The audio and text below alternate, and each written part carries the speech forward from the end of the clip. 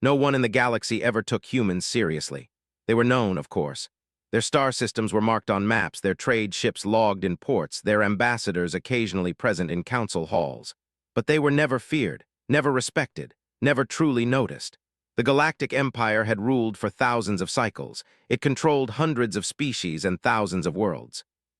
Its fleets moved like iron storms across the stars, and its laws shaped the lives of trillions. Compared to that, humanity looked small, weak, young. In the central chamber of the Galactic Council, the discussion about humans lasted less than 3 minutes. The chamber itself was massive, built to impress and intimidate. Floating platforms held representatives of dozens of species. Light bent through transparent walls, showing the endless stars beyond. At the center, the Imperial speaker hovered calmly, his voice echoing across the hall. "The human systems lie along the outer spiral," he said. "Low population density, limited military presence, no significant threat." Data streams appeared in the air, showing charts and statistics. Human technology lagged behind Imperial standards. Their ships were smaller, their weapons weaker, their political structure messy and divided. "They fight among themselves constantly," one alien strategist noted. "That alone proves instability. They are emotional creatures, brave perhaps but foolish. They will break easily." Far from the glowing council chamber, in a quiet human system near the edge of known space, the decision was felt without anyone knowing its source. On Earth, the sky looked calm. The oceans moved as they always had. Cities lived and breathed with the noise of billions of people. But deep underground, inside secure rooms and orbital stations, humans were watching. Signals from long-range sensors confirmed what they had feared. Imperial fleets were moving closer, not directly toward Earth yet, but toward nearby neutral systems. One by one, those systems went silent. Human leaders did not panic. There were no dramatic speeches broadcast to the public, no cries for help sent to the Galactic Council. Instead, meetings were held behind closed doors. Information was shared quietly. Decisions were made carefully. Humanity had learned long ago that shouting into the void rarely brought help. Admiral Elias Monroe stood inside the command deck of a human fleet carrier. The ship was old compared to Imperial vessels, its design built more for function than beauty. Screens around him showed star maps, fleet positions, and enemy movement predictions. "They think we're next," a strategist said. Monroe nodded. "They're right." Engineers were asked not to follow doctrine, but to break it. Human history was full of wars, failures, and near-extinction events. It had taught them one thing above all else: survival belonged to those who adapted faster than their enemies. The Empire, meanwhile, continued its expansion without concern. In the Rithkar system, an alien world fell in less than a day. Imperial ships overwhelmed local defenses, disabling power grids and communication arrays with perfect precision. The population was subdued, not destroyed. The Empire preferred control to chaos. Imperial commanders reviewed the battle calmly. It had gone exactly as expected. "Proceed to Phase 7, the fleet leader ordered. "Prepare for the next system. Advance slowly. They will surrender when they see our numbers." Moments later, the unmanned vessel detonated. The explosion was not powerful enough to destroy the patrol ship, but it did something unexpected. It released a cloud of interference particles that blinded sensors across the entire patrol formation. Before the Empire could react, human ships emerged from hidden positions along the system's asteroid belt. They did not fly in formation. They did not charge forward. They moved unpredictably, using the environment as cover. They fired in short bursts, targeting engines and communication nodes rather than hulls. The Imperial patrol lost 3 ships before it could regroup. When the remaining Imperial vessels finally restored sensor function, the human ships were gone. The Empire labeled the incident an anomaly. "Minor harassment," the report stated. "No strategic significance." "They are delaying the inevitable," one admiral said. "Nothing more." In one engagement, a human ship sacrificed itself to lure an Imperial cruiser into a gravitational anomaly. The resulting damage destroyed the cruiser completely. The Empire was shocked, not by the loss, but by the willingness of humans to accept it. "They throw lives away," an Imperial officer said. "How can such a species survive?" Humans did not throw lives away blindly. They chose when sacrifice mattered. As weeks passed, the cost of expansion near human space increased. Imperial supply lines stretched thin. Repair schedules grew longer. Morale among Imperial crews dipped slightly, though no one admitted it. Still, the Empire did not slow its plans. A full Imperial forward base was established near the human border, designed to support the final phase of annexation. Its shields were strong, its weapons unmatched. Human commanders studied the base from afar. "We can't face it directly," one officer said. "We don't need to," Monroe replied. On a quiet cycle with no warning signs, human forces launched a coordinated strike. Cargo ships converted into missile platforms emerged from civilian routes. Mining drones overloaded with explosives attacked shield generators from impossible angles. Saboteur teams slipped through maintenance tunnels using codes stolen months earlier. The attack lasted less than 20 minutes. When it ended, the Imperial base was gone. The explosion lit the nearby stars. Debris spread across the system like a broken crown. For the first time in centuries, an Imperial expansion asset had been completely destroyed by a so-called low-threat species. The report reached the Galactic Council hours later. The chamber was quieter than before. "This should not be possible," one council member said. "They were underestimated," another replied carefully. Far away on Earth, Admiral Monroe watched the data stream fade from his screen. He knew this was only the beginning. The Empire would respond with overwhelming force. But he also knew something else. The galaxy had finally noticed humanity, and once humans were noticed, they were never ignored again. The destruction of the Imperial forward base sent shockwaves through the galaxy. What had been a quiet outer system now became the center of whispers and fear. In council chambers and among commanders, the word human was no longer accompanied by laughter. Instead, it carried a hint of caution, even disbelief. Admiral Elias Monroe did not celebrate. Victory, even small, was a signal flare to the Empire. He knew their next response would be brutal, but he also knew humans had a chance because they were unpredictable. Their strength was not in numbers or weapons alone. It was in ingenuity, in the ability to act where the enemy expected hesitation. Monroe reviewed the latest intelligence on Imperial movements. The Empire had deployed a task force to survey the remnants of their destroyed base. They assumed human presence would be minimal, weak, and scattered. The humans were ready for exactly that assumption. Within the inner human command centers, young officers monitored every Imperial sensor ping, every patrol route. Humans worked not just with technology, but with instinct, combining experience from centuries of small wars on their home planet. They thought in patterns the Empire could not anticipate. While Imperial fleets moved in straight lines, humans zigzagged unpredictably, taking advantage of asteroids, gas clouds, and solar winds. The first major engagement of this stage began when an Imperial scout fleet entered the Cavaran Belt, a dense cluster of rocky bodies near the edge of human space. The fleet consisted of 12 ships, all advanced, all bristling with weapons. Their commander, a seasoned veteran named Lyran, expected little resistance. They were wrong. Humans had sent only 6 ships, smaller, older models, retrofitted with experimental shields and engines scavenged from civilian vessels. At first glance, they appeared weak, uncoordinated, even chaotic. But humans thrived in chaos. As the Imperial fleet advanced, human ships scattered among the asteroids. Drones pre-programmed to simulate larger fleets emitted decoy signals, confusing Imperial targeting systems. Mines hidden in asteroid fields detonated at precise moments, causing minor but effective damage to shields and engines. The Imperials countered with standard battle formations, but every time they adjusted, the humans adapted faster.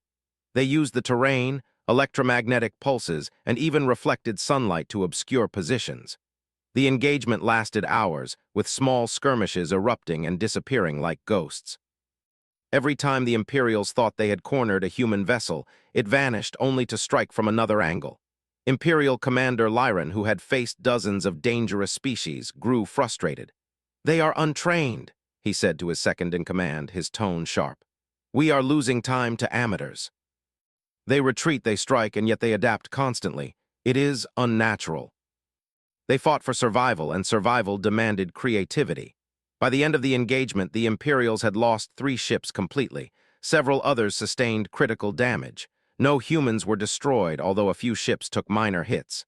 Back in human command, Monroe reviewed the report. "Good," he said. "They think this is a minor setback." It is exactly what we wanted them to believe. Data streams from other systems reported strange attacks, unexpected delays, and small losses that defied their calculations. Imperial intelligence officers worked overtime, trying to model human behavior. The results were frustrating. Humans did not follow patterns, did not act predictably, and often countered Imperial strategies in ways that seemed illogical at first but proved devastatingly effective. In council chambers, debates grew heated. Humans cannot be underestimated, one species representative warned. They are not large, they are not advanced by our standards, yet they are winning engagements with minimal resources. We must act now. Strength comes from power, fleets, weapons.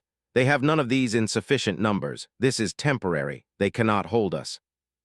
Scientists and engineers worked day and night to improve weapons, shields, and engines, not through mass production but through smart adaptation. They built faster, lighter ships, weapons that could disable targets without relying on brute force, and defense systems that exploited enemy expectations. Humans also studied alien behavior. Unlike many species, humans were highly flexible.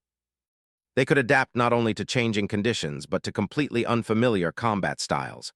Where an alien species might be rigidly loyal to its own doctrine, humans could observe, imitate, and improve upon it in days. This was the secret that no Imperial officer could comprehend fully. Imperial fleets grew larger in response, but the human strikes became more precise. Humans learned to target supply lines, communications, and repair stations rather than engaging in full-scale battles. They conserved energy and resources while forcing the Empire to spend more than expected. Every victory, however small, was multiplied in strategic value. When a second Imperial base in human space was attacked, the Empire realized the humans were no ordinary species. The strike was daring. A small human fleet used gravitational anomalies and asteroid fields to bypass outer defenses. They deployed drones that disrupted sensors and electronic warfare tools that scrambled targeting systems. The attack crippled the base's energy supply and communications, forcing Imperial forces to retreat. The report to the Council was unprecedented. Humans were capable of sophisticated planning, unexpected tactics, and adaptive strategies that rivaled the most advanced alien species. Imperial leaders could no longer dismiss them as weak. In human space, Monroe prepared for what he knew would come next. "The Empire will not wait," he said.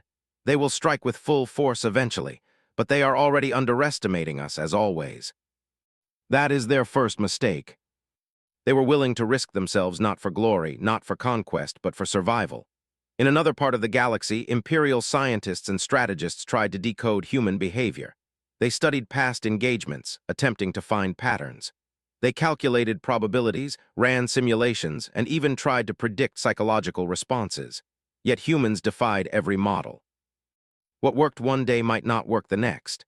Retreat could turn into ambush. Sacrifice could turn into strategy. The human's adaptability was terrifying precisely because it could not be measured by traditional metrics. On Earth, civilians went about their daily lives, unaware of the war raging near the edges of space. Children played under sunlight, families ate meals, and cities buzzed with energy. But behind the scenes, humans were preparing, quietly and efficiently. Every sector of society contributed. Scientists designed weapons, engineers modified ships, pilots trained in ways that combined instinct with logic, and administrators coordinated logistics with a speed unmatched by any other species. Monroe walked along the observation deck of the main fleet carrier. He watched human engineers calibrate the engines of a newly designed fighter. He watched them adjust weapon systems to exploit weaknesses discovered in recent battles. He watched their young pilots simulate maneuvers in zero-gravity chambers. "They are ready," he said quietly. One of his officers looked up. "Ready for what?" "The Empire will crush us eventually." They believed overwhelming numbers would force submission. They were wrong again. Human forces lured them into narrow sectors of asteroid fields and gas clouds, where the larger Imperial fleet could not maneuver effectively. Mines disguised as debris damaged the hulls of the leading ships.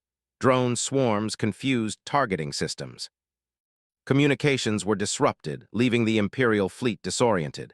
By the time the Imperials realized what had happened, they had lost nearly half of their fleet. Human losses were minimal. Every strike had been carefully calculated. Every maneuver had a purpose. Every retreat was temporary and strategic. The galaxy began to whisper. Humans were no longer a species to laugh at. They were unpredictable, resourceful, and capable of actions that alien species considered impossible. They fought not with overwhelming force, but with cunning, courage, and adaptability. Back in the command center, Monroe prepared a message for the human colonies on the frontier. "Stay vigilant," he said as he typed. "Expect them to retaliate. Trust your training. Use your minds more than your weapons. Adapt, survive." And they were about to make sure the Empire would never underestimate them again. The galaxy had begun to notice humans, and the attention was not kind. For centuries, most species had assumed that human strength was limited to their chaotic emotions and stubborn survival instincts. That assumption was dying quickly.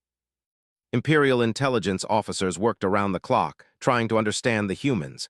They ran simulations, studied every report, and interrogated captured human scouts. But every effort led to frustration. Humans did not fit patterns. They were unpredictable, adaptable, and capable of learning at a speed the Empire had never seen.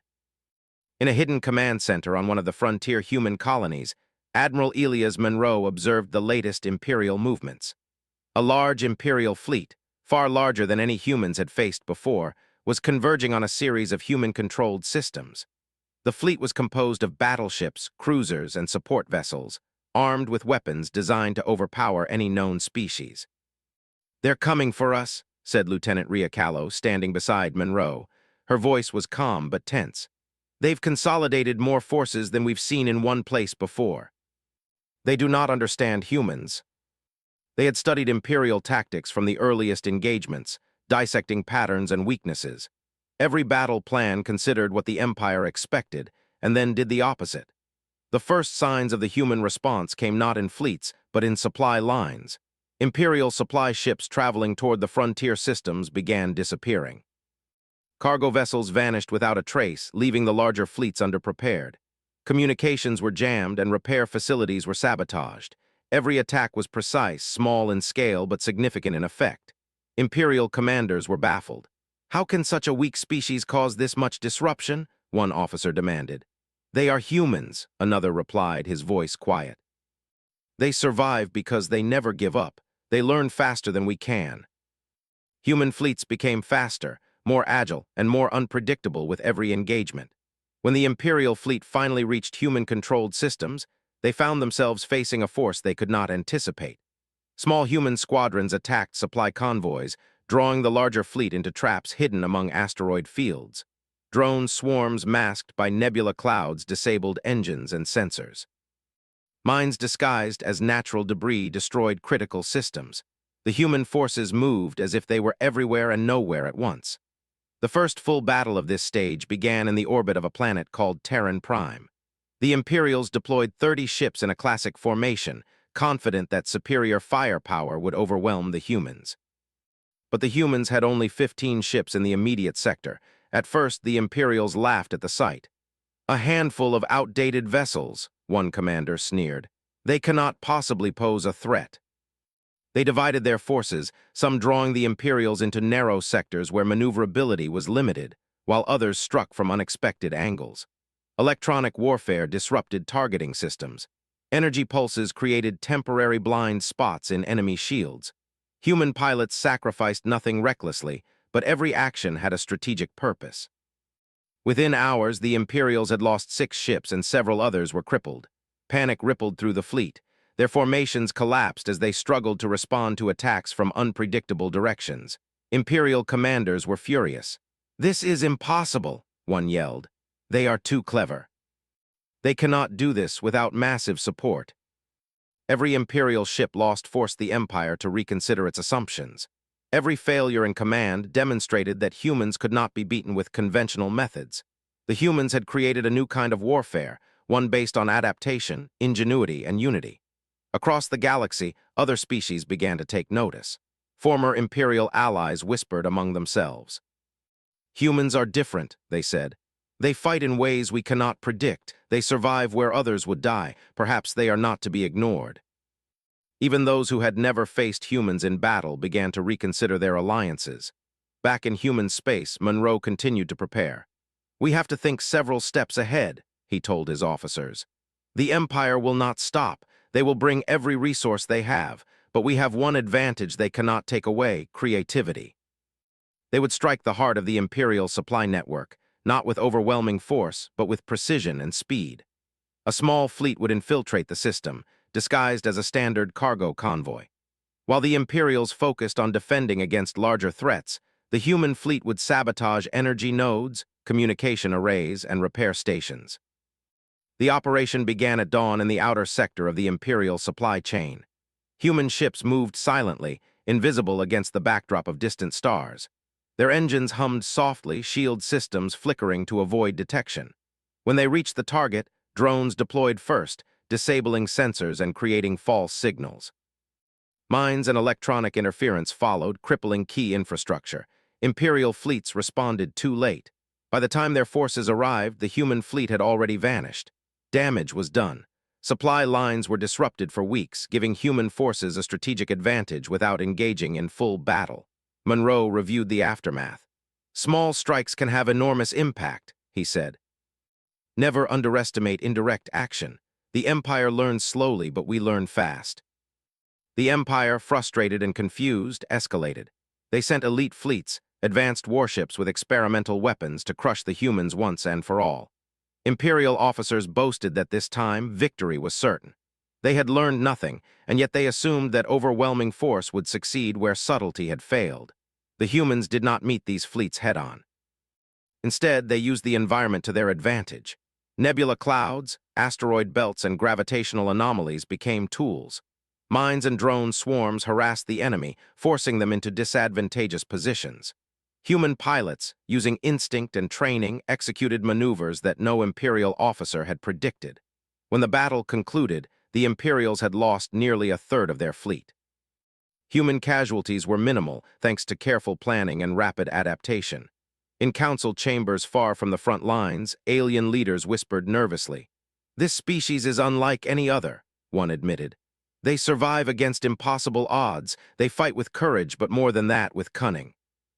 Every strike, every move, every tactic, they adapt instantly. How can we defeat a species that does not fight like us?" Monroe addressed his officers. "They think strength comes from weapons and numbers. We will show them it comes from intelligence, creativity, and the courage to act when others hesitate.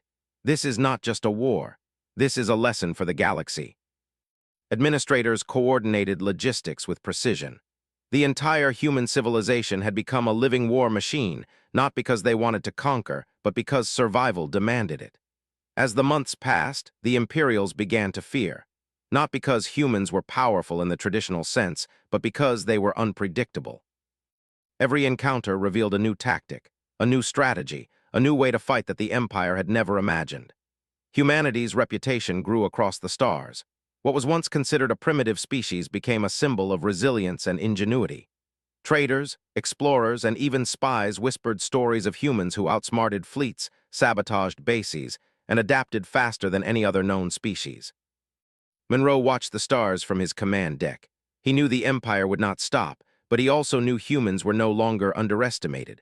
The galaxy had learned a difficult truth. Strength was not measured by size, numbers, or firepower alone. Humans had something else, something impossible to quantify, impossible to predict. And that was exactly what made them dangerous. The human victories had become the talk of the galaxy. Where once humans were dismissed as weak and inconsequential, now they were whispered about with caution and awe.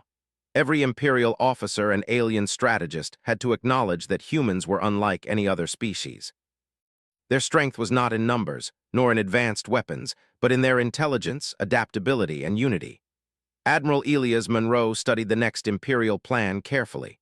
The Empire had begun assembling its core fleets, those most powerful, most experienced, and most confident in their ability to crush the humans once and for all.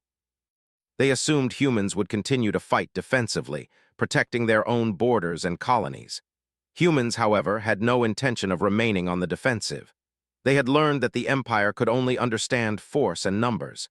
It could not anticipate cunning, speed, and adaptability on a scale humans were capable of. Monroe called a meeting of the highest-ranking officers, scientists, and strategists. "We are not just defending," Monroe said. His voice was calm but firm. "We are going on the offensive, not recklessly but decisively. We will strike where they do not expect us. We will disrupt, dismantle, and redefine this war. And we will do it using our greatest advantage, unpredictability." The first human strike began with the deployment of specialized task forces. Small fleets disguised as transport ships slipped past Imperial patrols, using asteroid fields and nebula clouds as cover. Drones equipped with EMP pulses disabled security systems. Engineers and scientists remotely infiltrated systems to manipulate energy flows, shut down shields, and disable weapon platforms. Every strike was surgical, precise, and devastating. Imperial forces responded immediately, but they were always too slow. Human fleets moved unpredictably, appearing in sectors they had no reason to be, striking and disappearing before the Imperials could respond. The attacks were not designed to kill indiscriminately, but to cripple the Empire's ability to wage war. Supply lines were cut, fleets were immobilized, and communication networks were disrupted. The humans were teaching a lesson in strategy the Empire had never learned. Victory was not only about strength, it was about intelligence, timing, and adaptation. News of these attacks spread quickly through Imperial space. Alien species that had once served the Empire began questioning their loyalty.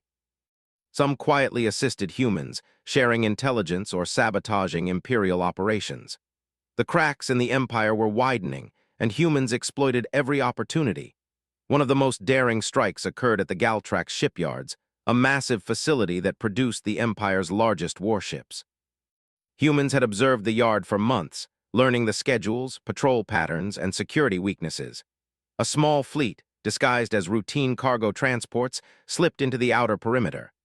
Drones infiltrated the shipyard, planting devices that disrupted assembly lines and power systems. Engineers remotely guided the sabotage, shutting down essential components without causing unnecessary casualties. By the time the Imperial fleet arrived, the shipyard was paralyzed. Warships under construction could not launch. Critical systems failed. The humans vanished before the Imperials could respond. The strike sent shockwaves through the Empire. Commanders began to realize that the humans were no longer a small annoyance. They were a force capable of reshaping the course of the war. Monroe observed the results with satisfaction, but he knew the hardest battles were still ahead. The Empire would not tolerate this level of disruption indefinitely. They would respond with overwhelming force, attempting to crush humanity once and for all. Humans had to be prepared, and they were. Human engineers accelerated research into advanced propulsion systems, allowing ships to maneuver more quickly and unpredictably. Scientists developed new weapons that could disable targets without firing conventional projectiles. Pilots trained for complex maneuvers, learning to exploit the environment and their enemies' assumptions. Every sector of human society contributed to the war effort, from the frontline fleets to civilian engineers and technicians. When the next Imperial fleet approached, it found human forces already waiting. But they were not waiting in the conventional sense. Human fleets had spread across multiple sectors, using decoys, ambushes, and false communications to confuse the enemy. Every engagement followed the same principle: strike quickly, disrupt efficiently, and withdraw before the enemy could respond. In one engagement near the Varian Nebula, humans executed a brilliant maneuver. They lured an Imperial fleet into a narrow sector, where asteroids and gravitational anomalies limited movement. Drones jammed sensors and weapons, while small human vessels struck critical points. The Imperial fleet lost half its ships and retreated in confusion. Human losses were minimal. The humans' success was not only in battle but in morale. Colonies, stations, and fleets across human space were united by a common purpose. Every citizen understood their role in the war, whether directly or indirectly. While the Empire relied on rigid hierarchies and slow communication, humans thrived on flexibility, initiative, and coordination. Imperial commanders were forced to adapt, but their methods were slow and ineffective. They attempted larger fleets, experimental weapons, and complex formations, but humans had already anticipated these measures. Every move by the Empire was countered with innovation, speed, and precision. The humans' next major operation targeted the Imperial command networks. Intelligence had identified key nodes responsible for coordinating fleet movements, supply chains, and communications across multiple systems. Human hackers, engineers, and strategists worked together to infiltrate these networks. Using advanced coding, misdirection, and EMP pulses, they disabled communications, leaving fleets disorganized and vulnerable. When Imperial admirals attempted to regain control, they discovered that human forces had already anticipated their response. Secondary networks, redundancies, and backup systems were compromised. Command structures collapsed. Fleets were forced to retreat or operate blindly. Humanity had struck at the very heart of imperial coordination, demonstrating that their influence extended far beyond physical combat. Across the galaxy, the perception of humans began to change dramatically. Formerly indifferent species recognized their ingenuity and resilience. Some began to secretly assist humans, motivated by admiration, self-preservation, or hope for a new balance of power. Rumors of human victories spread rapidly, inspiring fear in the Empire and hope among oppressed species. Monroe and his officers understood the importance of perception. Humans did not seek domination or revenge. They sought survival and a fair chance to exist. Every strike was calculated to minimize unnecessary harm while maximizing strategic advantage. They were proving not only their strength, but their principles. The culmination of this phase of the war came with a coordinated attack on multiple Imperial strongholds simultaneously. Human fleets moved across dozens of systems, striking supply depots, shipyards, and command centers with unprecedented precision. The Empire's core territories were disrupted, leaving them vulnerable and disoriented. For the first time, Imperial commanders admitted openly that humans were unlike any species they had encountered. They were resilient, intelligent, adaptable, and willing to take risks others would not. They fought not only with technology but with creativity and courage, qualities that could not be measured or easily countered. In human space, Monroe addressed his officers. "We are not finished," he said. "The Empire is shaken, but it is still powerful. Our work continues. We have proven that humans cannot be ignored, but we must continue to innovate, adapt, and fight. This is only the beginning of our path to change the galaxy." The humans were no longer a species underestimated. They were a symbol of ingenuity, courage, and determination. By the end of this phase, the Empire was in chaos. Its fleets were scattered, supply lines disrupted, and command networks paralyzed. Its subjects began to question loyalty, some rebelling quietly, inspired by human successes. The galaxy was awakening to a new truth. Humans were not only capable of surviving, they were capable of changing the balance of power entirely. Monroe looked out at the stars from his command deck, watching fleets prepare for the next phase. He knew the Empire would strike back more forcefully than ever, but humans were ready. They had turned their small numbers, limited resources, and perceived weaknesses into advantages. They had proven that ingenuity, courage, and adaptability could defeat even the most powerful enemies. The humans were no longer defending themselves.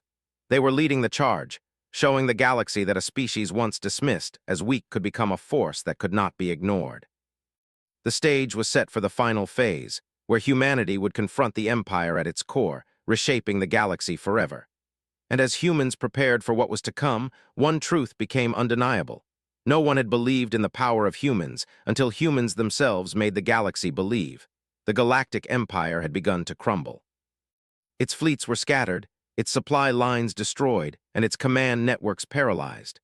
Systems that had once followed orders without question were now in disarray, and whispers of rebellion spread among occupied planets. Humans had not yet reached the heart of the Empire, but their influence was already reshaping the galaxy. Admiral Elias Monroe studied the latest intelligence reports on the Empire's capital, a massive fortress world surrounded by fleets and fortified by layers of energy shields. The planet had been considered untouchable, the center of power that held the Empire together. For decades, no species had dared challenge it. Now, humans were preparing to strike directly at it. "We cannot go in blindly," Monroe said to his officers. "The Empire will defend its core with everything it has, but we do not attack like others. We attack differently. We strike at what they do not expect. We dismantle, confuse, and adapt."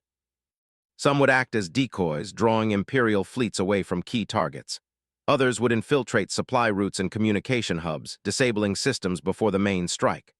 The final group, small and fast, would strike directly at the capital, exploiting the chaos created by the earlier operations.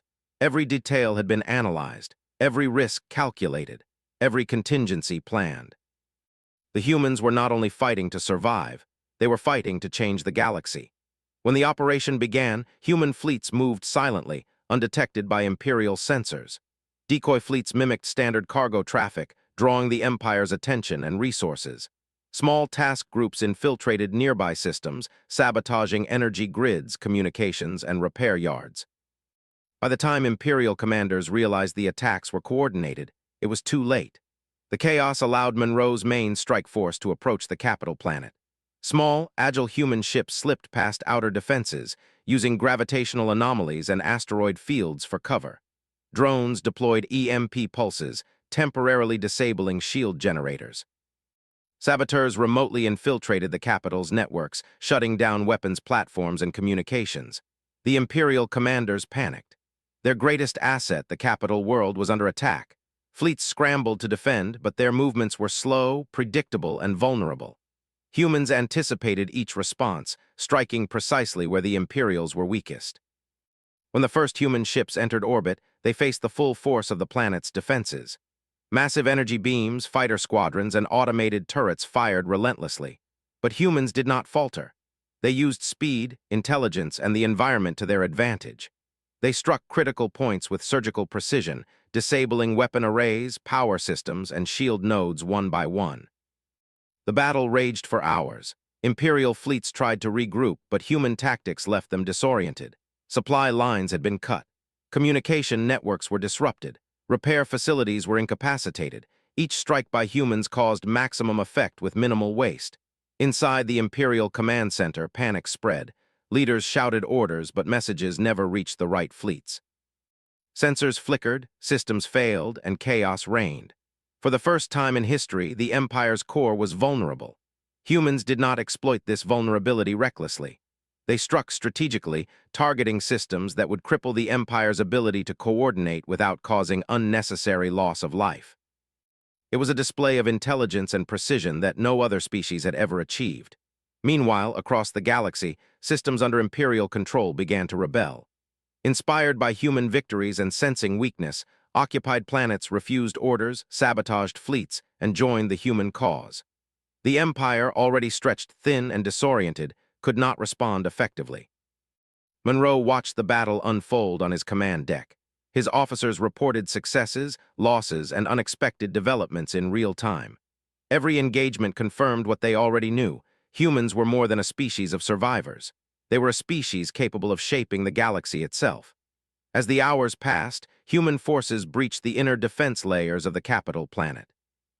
Using precise strikes, they disabled the planet's main shield generators. With the defenses weakened, larger human vessels could approach safely.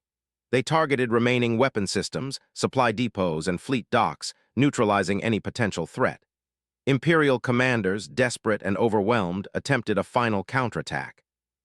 They deployed their remaining fleets in a coordinated strike, hoping to crush the humans before they could complete their mission. But humans were prepared.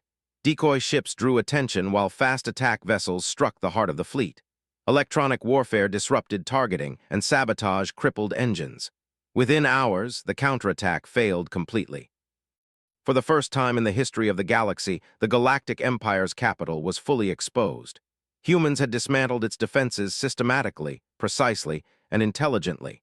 Their small numbers had defeated an enemy that had dominated countless species for millennia. Inside the capital's command center, the Imperial leaders faced a grim reality. Their fleets were scattered.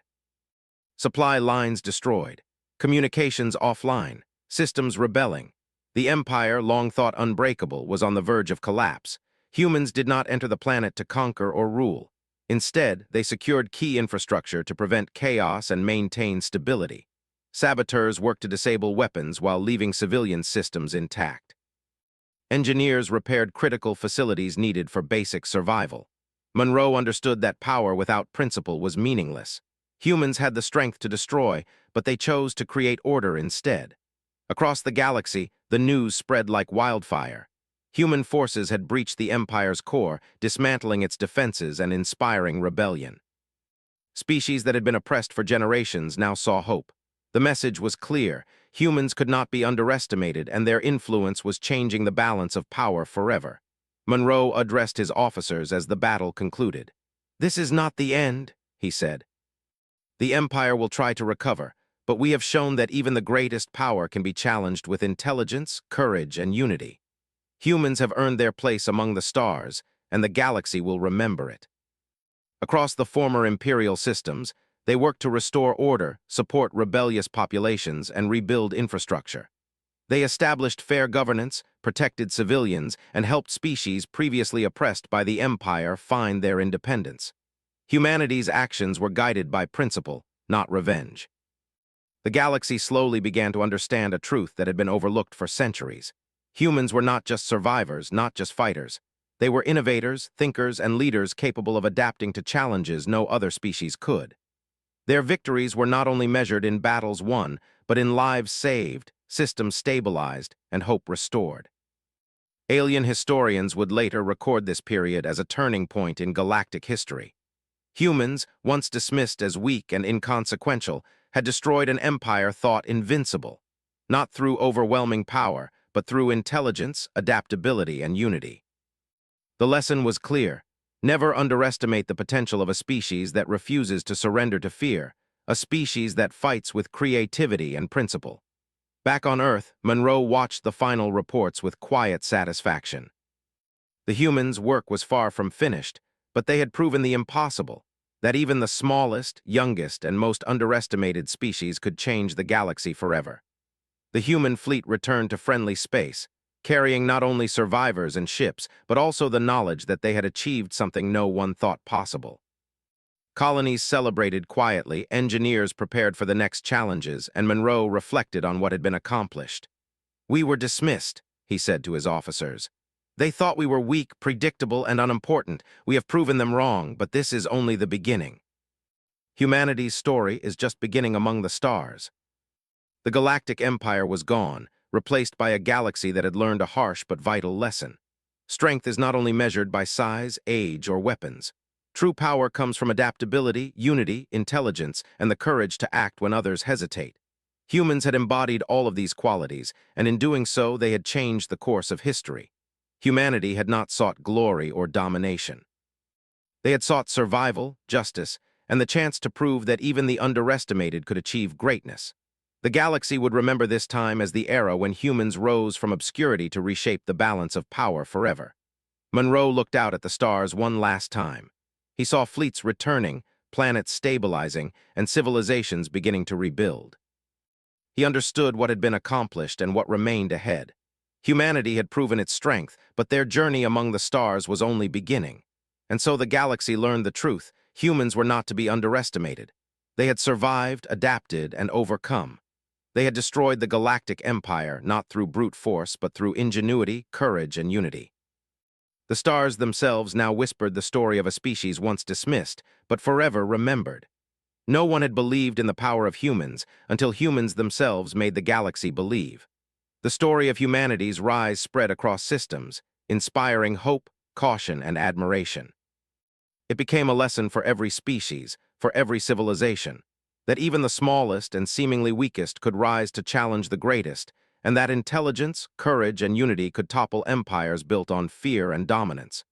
Humanity had changed the galaxy forever.